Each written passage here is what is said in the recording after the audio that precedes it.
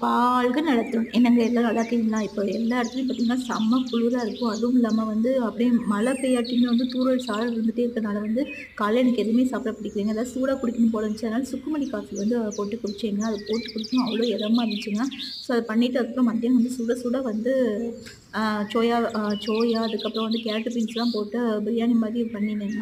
அப்படியே வந்து சுட சுட அப்படியே சாப்பிட்றப்போ வந்து அப்படியே கைக்கு வந்து அவ்வளோ இதமா இருந்துச்சுங்க. அந்த சூடு வந்து கையில படுறப்போ, ஏன்னா வந்து அவ்வளோ சில்லுன்னு இருக்கு.